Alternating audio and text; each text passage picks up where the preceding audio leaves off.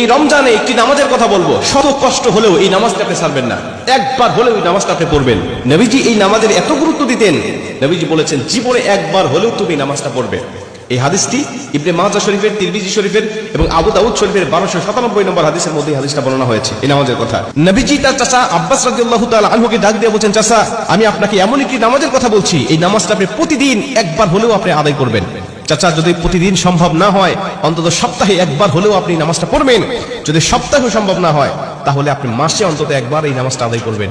চাচা যদি মাসেও আপনার পক্ষে কষ্টকর হয়ে যায়, বছরে একবার পড়বেন। যদি বছরেও না পারেন, জীবদ্দশায় অন্তত একবার হলেও নামাজটা পড়বেন। কারণ এই নামাজটা এত পাওয়ারফুল নামাজ।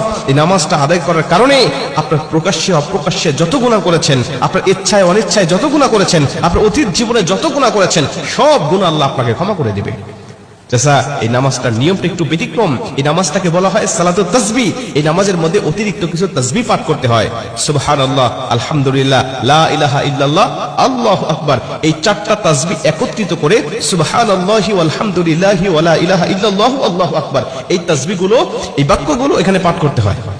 4 রাকাত বিশিষ্ট এই নামাজ সালাতুত তাসবিহ 4 রাকাত পড়তে হয় এক নিয়তে। 4 রাকাত নামাজে প্রতি রাকাতে 75 বার করে করে মোট 300 বার এই তাসবিহটা পাঠ করতে হয়। সুবহানাল্লাহি ওয়াল হামদুলিল্লাহি ওয়া লা ইলাহা ইল্লাল্লাহু আল্লাহু আকবার, এই তাসবিহটা, এই দোয়াটা 75 বার করে করে প্রতি 4 রাকাতে মোট 300 বার করে আপনি পাঠ করবেন। কি নিয়মে পাঠ করবেন আমি আপনাকে নিয়মটা শেখাচ্ছি। আবু দাউদ শরীফের 1297 নম্বর হাদিসের মধ্যে যে নিয়মটা এসেছে, আমি এই নিয়মটা আপনাকে শেখাচ্ছি। আমাদের সমাজে আরেক বেশ কিছু মানুষ বেশ কিছু নিয়ম বলে, কিন্তু আমি আপনাকে হাদিস থেকে সরাসরি নিয়মটা জানাচ্ছি। এটা আপনি রেকর্ড করে নেন, খাতা কলম থাকলে লিখে নেন। প্রয়োজনে এটা যত সোশ্যাল মিডিয়াতে যাবে, ফেসবুক ইউটিউবে যাবে, এটা আপনি সেভ করে নিজ আইডিতে শেয়ার করে রেখে দিবেন, যাতে আপনিও শিখতে পারেন, অন্য মানুষকে শেখাতে পারেন। আপনার শেখানোর কারণে কেউ যদি নামাজটা আদায় করতে পারে, ও যে সওয়াবটা অর্জন করবে, সওয়াবের একটা অংশ আল্লাহ আপনার আমলনামায় দান করবে। এজন্য এগুলো মানুষের কাছে ছড়িয়ে দিবেন যত সম্ভব হয়। আপনি প্রথমে যখন নামাজটা শুরু করবেন, নিয়ত করবেন নফল নামাজের নিয়ত করে অন্যান্য নামাজে যেভাবে সানা পাঠ করি আপনি সেভাবে সানা পড়বেন। অন্যান্য নামাজে যেভাবে সূরা ফাতিহা পড়ি ওভাবে সূরা ফাতিহা পড়বেন। অন্যান্য নামাজে সূরা ফাতিহার পরে যেভাবে সূরা মিলান ওইভাবে সূরা মিলাবেন। সূরা মিলানোর পরে রুকুতে যাবার আগে দাঁড়ানো অবস্থায় আপনি 15 বার এই তাসবিহটা পাঠ করবেন। সুবহানাল্লাহি ওয়াল হামদুলিল্লাহি ওয়া লা ইলাহা ইল্লাল্লাহু আল্লাহু আকবার, এই তাসবিহটা পাঠ করলেন 15 বার।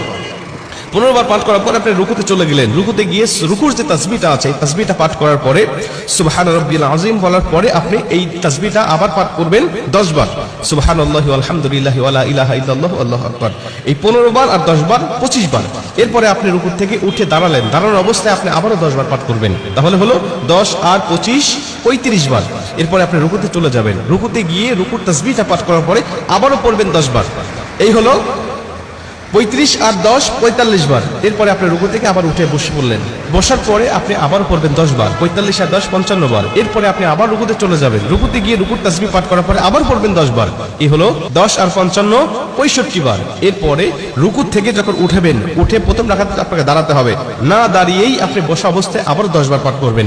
এই হলো 65 আর 10 75 বার। দ্বিতীয় রাকাতে ঠিক একই নিয়মে, তৃতীয় রাকাতে ঠিক একই নিয়মে, চতুর্থ রাকাতেও একই নিয়মে, এই 4 রাকাতে 75 বার করে করে যখন 300 বার পাঠ করে আপনি সালাম ফিরিয়ে নামাজটা শেষ করবেন, সালাতুত তাসবিহ নামাজটা আপনার আদায় হয়ে গেল।